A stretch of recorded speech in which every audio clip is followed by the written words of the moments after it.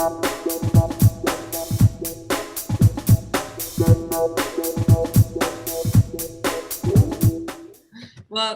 Thor, we're very happy that you're here with us. Welcome to South Social Film Festival.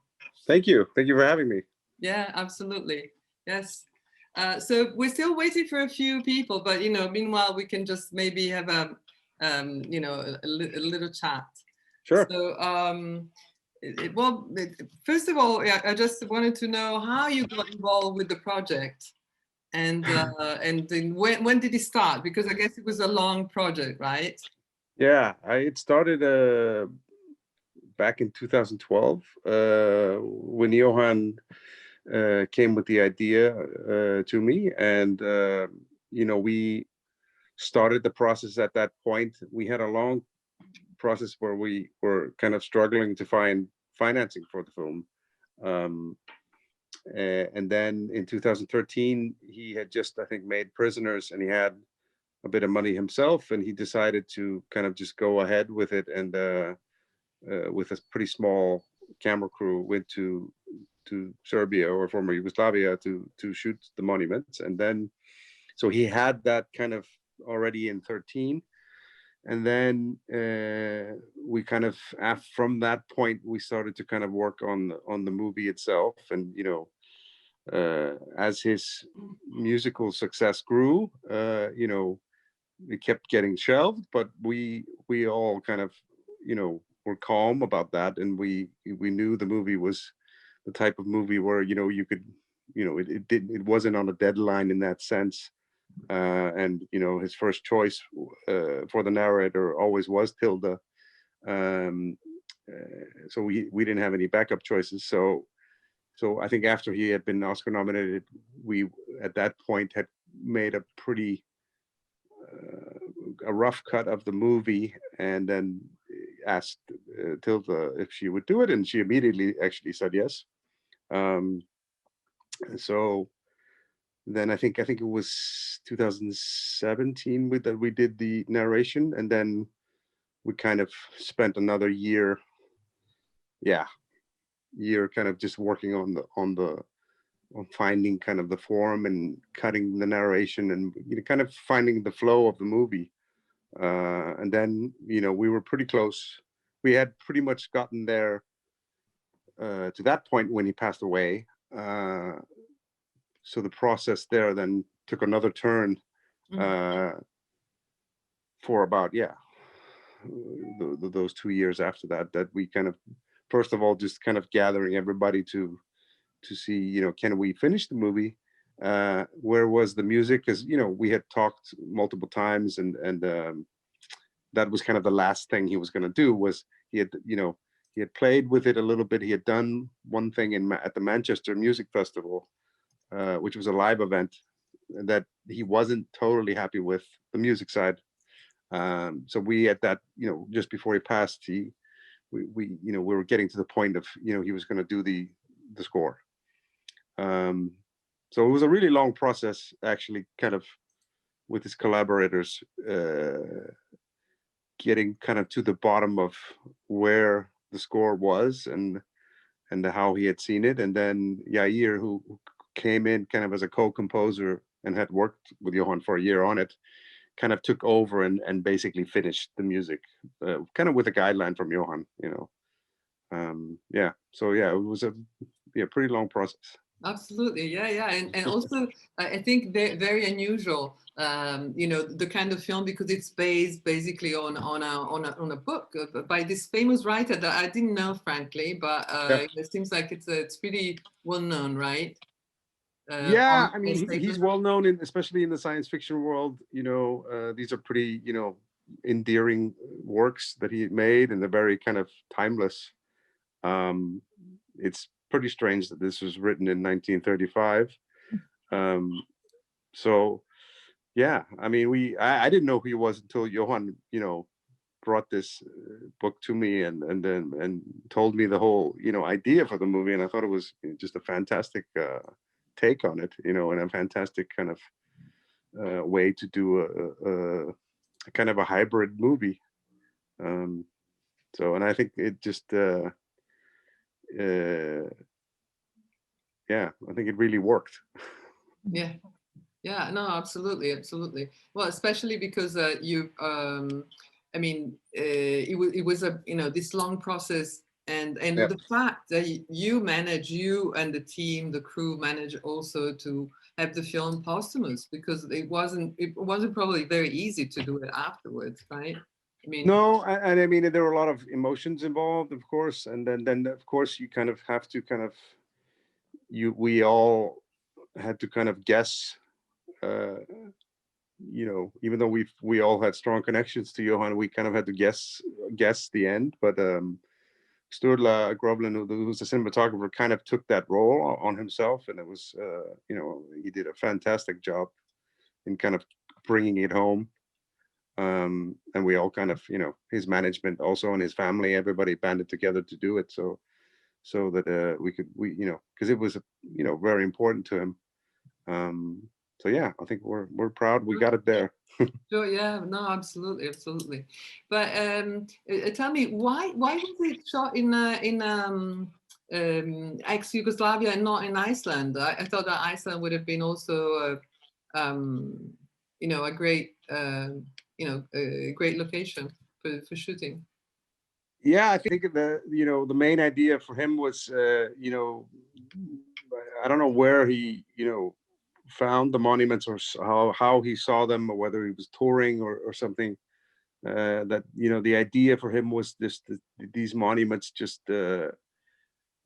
fascinated him, and he thought, you know, using them in a different context of this science fiction novel felt, you know, as the right medium to do it. So Iceland was never really discussed. I mean, it was so much about these, yeah, amazing monuments that kind of, yeah. Yeah. No, it's true. It's true. I mean, the architecture, it's really, they're very iconic. You know, they remind me a bit also of things that you can find in some places in Italy, because I'm Italian. You know, so sometimes Yeah. you do find, yeah, that kind of. But yeah, definitely, I think it's more, yeah, the like the post-Russian era. Yeah, Kind yeah, kind of the brutalism. It's just, of brutally. it's also just quite timeless. Yes. Brutalism has got an element of like retro futurism, doesn't it? So Yeah. I suppose it's Yeah. I mean, was that an totally. I mean, inspiration? I had never seen them. I didn't know what, but I was immediately kind of like, wow, this is amazing. Yeah. Totally. Yeah. And also this is it's the first feature film for John, right? I mean, he's Yeah. he used to just be a composer, and they did maybe a short before that. Yes, it's called The End of Summer, which is also great. And you can kind of, if you see that film, you can kind of see total coherence between the two projects. And I think he would have continued in this form. I think he was really on a an interesting track. Kind of, as we called it, meditative movies. You know. Totally meditative. Yeah. No, I agree. It's a very especially because, you know what, I expected that the music was going to be very very loud. I don't know, for some reason I expected science fiction film to be more like or dystopian film to be, you know, like space, the 2001 Space Odyssey, so, you know, like really big ringleaders, you know, big soundtrack. But actually, it just went on the other direction, and which is interesting, because, you know, it's a big contrast to, you know, the expectation. Yeah, I think, yeah, I mean, he went in a few different directions. So I think, yeah, he was bold that way, I think, and also the sound mix is quite, you know, it's kind of a mix of a music and a sound mix is quite, I think, unusual, and he was playing around with a lot of, you know, glacial sounds and these things that that you maybe don't detect. So it's almost kind of morphs into the soundtrack. So yeah. Yeah, but so it was working directly on the music, or it's collecting sounds as well? So how was the his? Yeah, I mean, so we had a great kind of collaborator with Jana Irmert, who's German, she was more kind of an artistic sound collaborator on this. So there's a sound mixer, and then there's a sound designer. And so it's yeah, that was a totally cohesive process with the music. Lots of good fights on that front. Yes, yes, no, I guess so. I guess so that it must be interesting to see exactly the process, how they just achieved that. And yeah, and the only thing is that I feel that it was a bit overwhelming for me, the voiceover, even if Tilda Swinton, of course, she's great, she's got an incredible voice, etc. The voiceover continues, very consistent through the film, with all the soundscape, with all the other sounds, because they were basically kind of eliminating, fighting each other a bit. Yeah, I mean, I mean, the text was actually much more dense before, so we tried to balance it, but we also, it was a tough balance, but it's also, we felt that the denseness was also, I mean, you can kind of come in and out of it, right?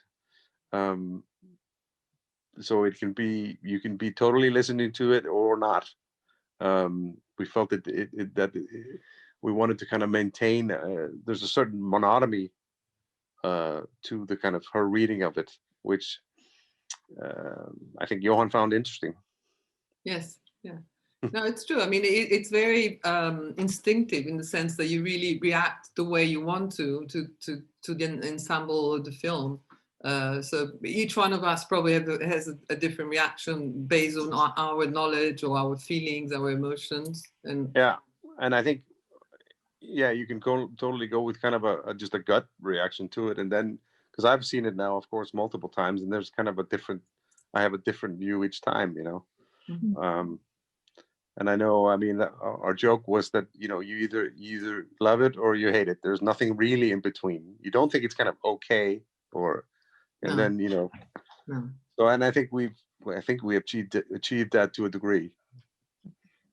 Yes. It's kind of either or. No, it's true. It's not. I mean, it's black and white film, basically, in the sense that either you like it or you hate it. Yeah, it's just a really very, very polarized. Yeah, totally. Yeah, and that was totally the aim. Oh yeah, I get it. I get it. Totally. Is there any question, Eleanor, that you just we got a person here who's a great organizer of live concert, and she knows all world music, and so I just wanted to hear your opinion about the film, about the use of the music. Yeah, well, I really loved it. I have to make the most terrible confession, and that is that last night I didn't go to bed. And so can you imagine watching that and listening to that after a sleepless night? I think it's perfect for sleeping. So I'm very frustrated that I didn't catch all of it. No. But there we go. I'm very honest. I'm somebody who actually, after having worked a night shift, I went to see Buena Vista Social Club. One of the most joyful, music-filled films in the world, and I managed to fall asleep in that as well. Yeah, that's pretty good. But what I really loved the imagery of what I saw at the beginning. And I can totally see that if you watch it a number of times, you can see different things. Oh yeah. Yeah. Like the shapes that you can see eyes when it's meant to be windows, or you can see creatures and from the architecture. It's really powerful, and I really loved it. And I was just sitting here thinking that I wished that I recently met a composer who told me that he had worked in Iceland, that was one of the so he works with landscape, inspired by landscape. So I think he would be a really great person to watch this, and I'm not sure if I can think of his name off the top of my head. I might get it. Okay. Because Icelandic or? No, British, but he's Okay. been in Iceland. Okay. Yeah, I will find it. It may not necessarily during the course of this conversation, but yeah, and also yeah, like the I was trying to put words at the end, the atmosphere that is conjured up in that music. I don't know where it was taking me. It was like something really like back to my childhood or something. I'm not sure. I suppose the fact that it's supposed to sound a bit, like vintage, I suppose. Yeah. I mean, I think also the text. I mean, I kind of feel kind of a very small in the context of the universe. That's kind of how I, in the end, feel, which is kind of literal. Yeah. And I was just looking at the credits right at the end, and gathering that it wasn't all filmed in Iceland, and which is quite extraordinary, really, because you kind of think it is when you're watching it. Well, no, I mean, these are, I mean, you can see these monuments. I mean, I don't know how many we did. I think there's another dozen that we didn't get, actually, of these crazy monuments that Tito built post-war. It's kind of crazy. Is there's one that looks a little bit like it that I've been a little bit near, but not too, is in Algiers, but I don't know if it would be the same thing. It's probably their own thing. Yeah. Niemeyer did a lot of building things in Algiers at some point, I guess. That are kind of brutalist, kind of. And they could were actually Russians. Yeah. I think with these, I think there's different architects and artists who did each one. But I don't really, and I kind of deliberately kind of didn't want to get too much into it either. Well, I just wanted to kind of leave it. Well, there are sets, Yeah. No, but definitely it reminds me lots of Russia, Bulgaria, all the Eastern countries, basically, they really just use concrete, they use cement, and it's just, at the time it was ugly, and now it's, it's vintage. So, I acquired some kind of ancient taste. Yeah. But it's quite something, isn't it, to be able to find the beauty in all of that, which is probably how they were intended in the beginning. But yeah, I think, like growing up, I wasn't immediately drawn to these sort of concrete monstrosities kind of thing, but actually they're quite amazing. And that, And also, I think he liked the fact that they were kind of neglected and kind of falling apart, and he just thought that was also quite fascinating, that these huge things were just in the middle of nowhere and kind of with graffiti on them, and nobody was really paying attention to them. So it was it's industrial archaeology, basically. So that's not like the one in Algiers, which is right in this, like a pride of place. This is, they've kind of fallen. I mean, they've become they come and go, but I think essentially a lot of them are just kind of neglected. Surprisingly, a lot of inspiration from nature in a lot of those brutalist buildings, and it's a funny juxtaposition between the nature, the settings where they're plonked in, where the concrete, which is obviously very artificial and very bad for environment and takes ages to decompose, is kind of like, so the artificial structure is based on nature and is plonked in nature. So it's quite an interesting correlation and kind of play on it. So which I think, I don't know if you'd agree with me, but it's kind of like, it reminds me actually of the film, where there is a kind of a music that lives, the soundscape that lives throughout it and kind of stimulates you. And the when you also said that the monotonous, almost like documentary like reading of the text. That's where, I mean, that because like some people kind of look at it. I mean, it's been put in documentary sections of festivals sometimes. And so, I mean, I don't look at it that way, but I guess you could. Yeah, for me, it's a science fiction work, but I guess, you know. Amazing. Well, yeah, I have a Polish filmmaker friend who her thing is documentaries, but experimental ones, and I'm sure she would really enjoy watching it as well. So yeah. Yeah, I mean, I think it's kind of it could be either or, right? Because yeah. Totally. Ricardo, have you got any comments, any feedback from the movie? Yeah, I really liked it. I thought it was. I mean, I didn't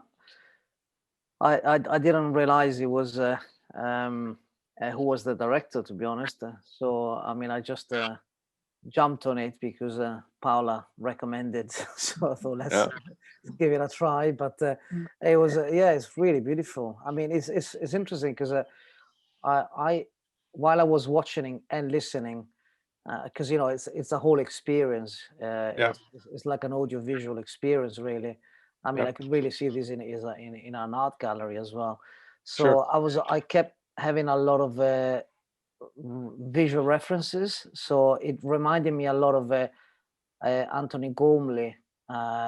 Some of his sculptures, which you know they're not really related, you know, but there's some kind of I don't know if you know him, but it's a very interesting.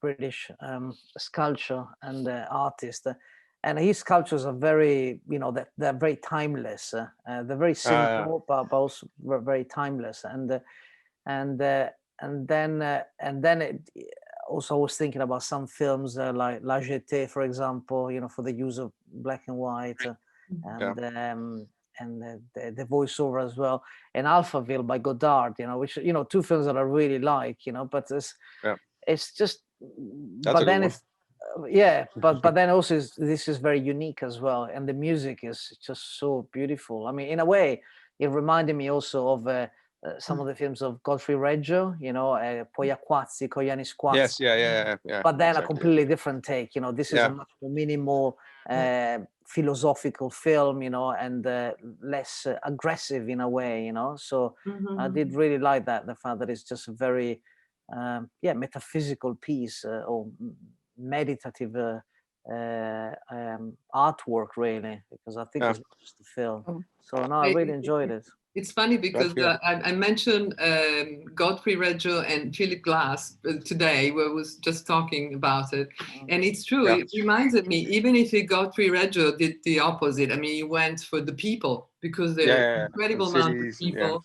But the music, it's minimal, so basically it's a big contrast between what you see and what you hear. And it's something actually thinking about Godfrey, and it would be nice to see his film, you know, next, you know, after this one, so to, you know, to check all the differences. It would be a good day in the cinema. Big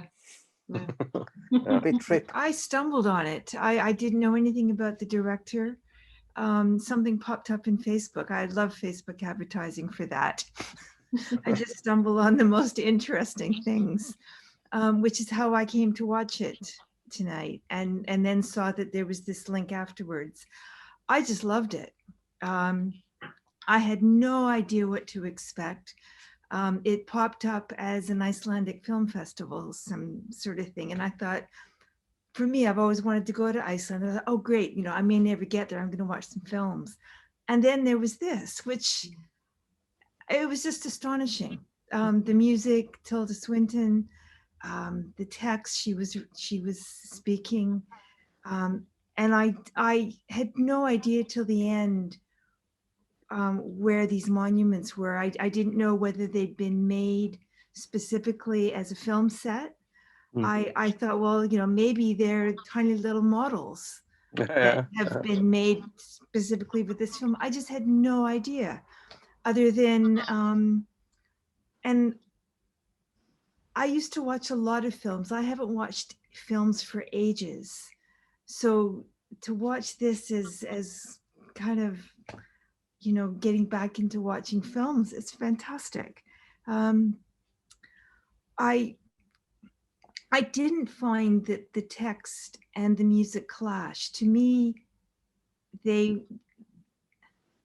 worked really well and they complemented each other. I really liked, and where periodically it would just kind of come to a crash ending. And then there'd be this little green something in the middle of the screen and it would pick up again. The first time it happened, I thought something had just happened. I'd lost signal or something. And you know, if I go to, I don't have a television, and when I go to people's houses, you know, they have these big screens, and I just go, what do you want one of those for? And I'm sitting here watching this on a 13-inch laptop going, I want one of those big screens to watch this on. Yeah, yeah. I felt the same. I have to say, I felt the same when I watched the film on a medium screen. I felt this is a film you should watch on a big screen. You know, yeah. And I just thought, this is why you want a big screen. Yeah. Although I will never get myself a big screen. Like, And some why, good you know, speakers as well. yeah, think- and, you know, and the only speaker I've got is this tiny little thing to my laptop. Yeah, I mean, I guess COVID put us all in this world. I mean, of course, the good thing about it is, I think, hope, you know, on the distribution level, that you can, you know, hopefully, you know, see this in a cinema, you know, for years to come, you know, somewhere, you know. But I the think it is fact that. we're all kind of stranded is opening up other possibilities. Sure, yeah. Because totally. you know, to see this film, I probably wouldn't have been able to go out to go and see it. It probably it would have gone, oh no, I'm too busy, I can't go where. And to have this kind of discussion afterwards as well is terrific. Yeah, I think it's great. It's not so simple to organize at a cinema, but I just loved it, and I'm going to watch it again. Great. Yeah, I have to say that the pandemic added really a dimension to the festival that we've been running for 5-6 years, because it was total live events. We represent the country with the film, and then we have also music, dance, and food from the country. So it's really pretty immersive. So I was really, kind of really unhappy about the fact that I couldn't, work with cinemas anymore. But then we started with this, the online Cineclubs, and I have to say that we added a dimension to a festival, because we can reach out to more people, that maybe wouldn't really necessarily go to a cinema or didn't know about the film anyway. And it's more kind of, it just goes everywhere. It's very, we're focusing more. And I'm very, for example, Iceland, for me too, I mean, it's a country that definitely needs to, to be, not to be discovered, because everybody knows about Iceland. But, I would love to go and learn more. But I think now we're going to have like 4 films about Iceland. This is the first one, and then until April. So I think it's also a way of traveling without really moving or going, taking. I think that's fantastic. Yeah, I've done a lot of traveling in my life from going nowhere. For years, I drove a taxi and I met people from all over the world. I didn't go to any of the countries, but it was fantastic to meet. They would just come to me, and now, I'm restricted like we all are. We can't really go anywhere. And where are you now? Where am I now? I'm in East London. Yeah. In my studio. Yeah. Yeah, fantastic. Well, Alex, now we need to hear from you, because we want to hear your comments. Are you ready? So I that was my first time watching it. I'd heard about it before from a film critic who writes for a site called First Showing, and he'd seen it at Berlin Film Festival last year, just before all of COVID kicked in. He just managed to get to see some of those films before that, and I spoke to him on a podcast, and he was just absolutely kind of raving about it. But it kind of dropped off the radar, and it's hard to sometimes find a lot of films these days, especially from the Nordic region, which is an area which I absolutely love. And so when this came up, it was a great opportunity to finally get around to watching the film. I need to go back and watch it again, admittedly. I feel that I needed to be in a cinema. I felt that I shouldn't have had any distractions and things. So I felt that I definitely need to return to it. Maybe in a dark room tonight, actually, just nothing around me and just get back into it. But yeah, it's a lot to digest after a first watch. So I look forward to kind of returning to it. Yes. And seeing what other things you kind of pick up and that from there. But I apologies if somebody had already asked, but how did Tilda Swinton get involved in the project? What was the connection and the angle and of her coming in from there? I mean, it was essentially when Jóhann has, when we were at the point of, having a pretty, good rough cut of the movie. I don't really even actually remember so we had kind of structured somehow around the text of the film. We sent it to her agent, and I think, she was a fan of Jóhann's work, on his composing, of his movies, and she just immediately she got it, she liked it, and just said yes. And then I didn't actually go to the recording because we recorded her in Scotland with Jóhann.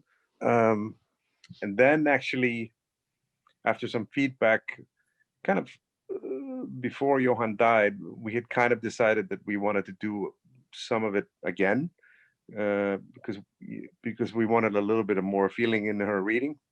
And then after Jóhann passed, Sturla, who's a cinematographer, she did it for us again.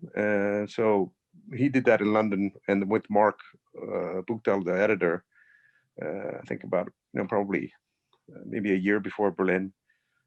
She gave us many more hours than actually her agent had promised, and she's just been great. So I think she just dug it.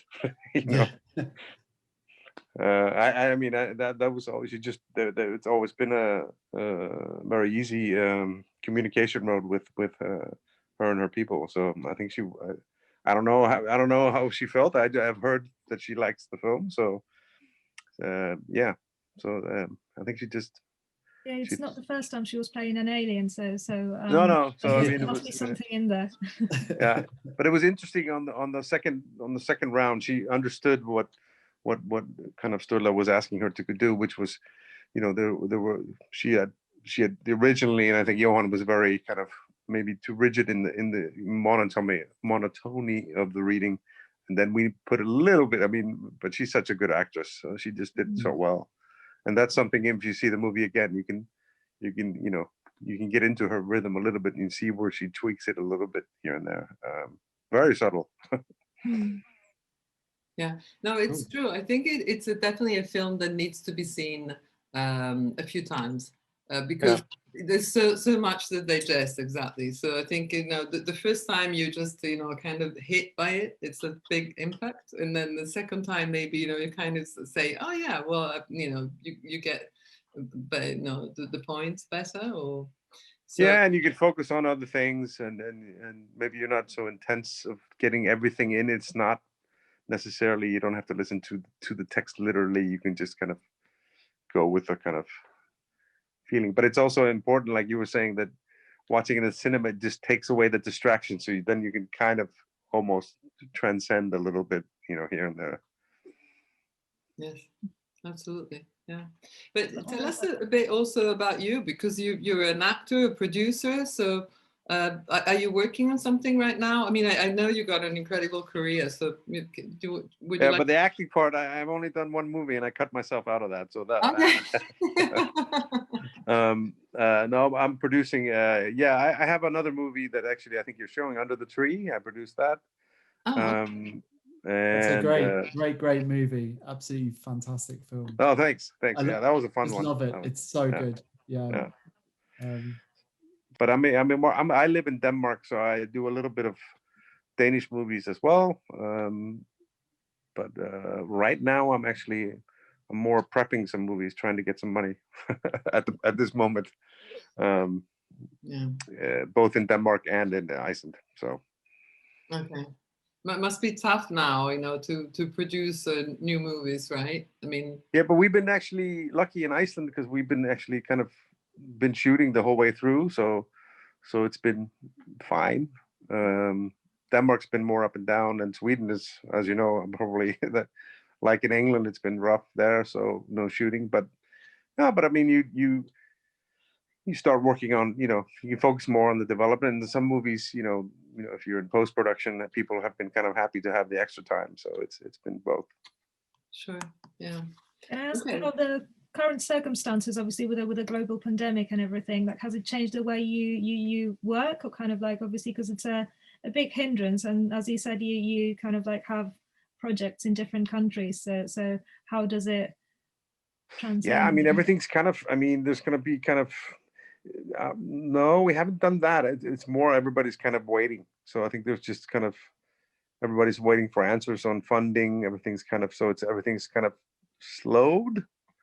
And then a lot of movies, like, I mean, like this one is a kind of a casualty of the pandemic in the sense that we don't really get a theatrical rollout that we kind of expected. But for example, the US is holding, so they're going to wait until they can show it in the cinema. So yeah, it's just more, yeah, it's been weird, but like I said, it's also opened opportunities. So I think maybe, you know, the streaming world also has its upsides, and I think people are gonna kind of seeing where it's gonna land after this. I think it'll be a little bit different. Yeah, I mean, the feeling of solitude and the emptiness in a film kind of correlates with what you've got even in central London when you go out during the daytime. There's just no one around. So yeah.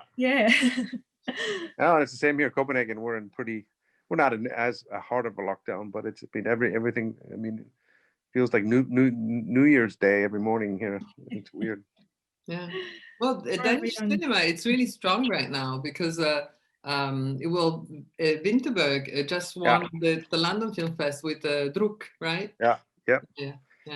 No, and it's great. I mean, and I mean, actually, cinemas were open here until mid-December, and there were really no Hollywood movies. So, I mean, Druk did 1 million admissions here in Denmark, which was fantastic, and it's a great movie as well. So, I mean, no, it's excellent, that movie. You know, I would love to present it. I'm going to present actually 2 of his movies, so The Hunt and Festen, in the next couple of months. But yeah, Druk, well, they won't release it yet, of course. It makes sense. Why not? They want to have the cinemas probably open. Yeah. Sure. I think that was one of the benefits, I guess, because they showed that film in London Film Festival, but we were able to actually watch it and watch it from home. You could like purchase the ticket. Yeah. And so I got the opportunity to see this film, and it is just so good. Yeah. And I think that there is that slight benefit. You know, we all want to go back to the cinema 100%. But whilst we can't, the ability to be able to watch some of these films that maybe some people may not have even considered watching, but because they have that easier access to see it, you know, to watch it through the festivals, it's just been, I think, really important. I think it has opened a lot more, you know, people's eyes to movies that they may never have considered before. Yeah. The famous subtitles that you know, that the Korean film finally beat the subtitles because the people now are willing to watch a foreign movie, even if they have to go through that. Yeah, absolutely. I agree. I think those are interesting. It'll be interesting to see how it all plays out. Yeah. So, Thor, I wanted to ask you something. I live. Sorry, it's been on overlap. I was looking at your IMDb. I mean, a lot of the films that you produce, I've seen them, and they're fantastic, but they're very dark and bleak. So I wanted to ask you why do you like those kind of films? You know, what are you looking into a film, and why there's a I mean, I know you've worked with different directors, you know, but I can definitely see a pattern there. So I was interested to ask you that. I think, I mean, a lot of it comes from not necessarily maybe my my own taste. You know, I kind of, you know, as a producer, you want to just kind of, you know, help the director make something interesting, and a lot of times those people are dark, and maybe I'm attracted to that too, I guess. You you know, Nicholas Reven being kind of, you know, the darkest one. So I think I mean I do you know, lighter movies too, but I think yeah, maybe bleakness is yeah, something I'm attracted to, I guess. Yeah, I think you have a point there. That yeah. Yeah. Well, I have to say that especially the Icelandic cinema, but also the Danish cinema that I know, of course, I haven't seen everything. It does have a black humor to it, but also it's very dramatic. Yeah, and I mean, and the Nordics over the whole are pretty, you know, we have a pretty dark worldview. Maybe it's because we have no real danger or something. I don't know. I would say the same thing. I went to a couple of film festivals in Poland and programmed an evening of Polish short films way back in my Parisian past, and there wasn't very much joy emanating from that selection. That was Poland, but yeah, I mean, Nordic enough for yeah, just across the water. It was yeah. amazing. I mean, I think it's you know, the cinema from the happiest place in the world can be, you know, slightly different than that view, you know. So I think yeah. Yeah. Yeah, well, if you like what you've seen and what, you know, tonight and the discussion, we're going to our next screening is going to be about Norway, and it's the Painter and the Thief. So it's an incredible story that was actually premiered at the London Film Festival again and won there too. It's a docu-fiction, so it's actually based on true facts, and then there's this interaction. It's an incredible film, really. Absolutely. I mean, if you like this, the genre, you know, a bit dark, you know, this is a film absolutely to watch. And then we're going to have Vinterberg. So we got The Hunt, Festen, and many more Icelandic films. So, well, maybe Thor, you can just come back just to say hello in the night. You're welcome to join the club. Maybe I just ask actually, because we've been keeping ourselves busy and engaged with other people by well, through the Social Film Festival. How have you been keeping yourself occupied and distracted, or? Well, I actually have a 1-year-old, so enough said. You're busy. That took care of that. It's been kind of like a, you know, what do you say? Not so different for me, really. Probably then, you know, the pandemic put a little bit of a damper on it, but didn't change my life that much, actually. So that's what I've been doing mostly. Great. Okay. Well, thank you very much for being here with us. Thank you for this wonderful film. And we'll see you sometime either in London or online, or, you know, whatever possibilities we have, you know, we're going to use them all. Okay. Thank you. Thank you great. for everybody to be here. Okay. I hope to see you again. Thank you, Thor. Thank you, Paula. Thank you.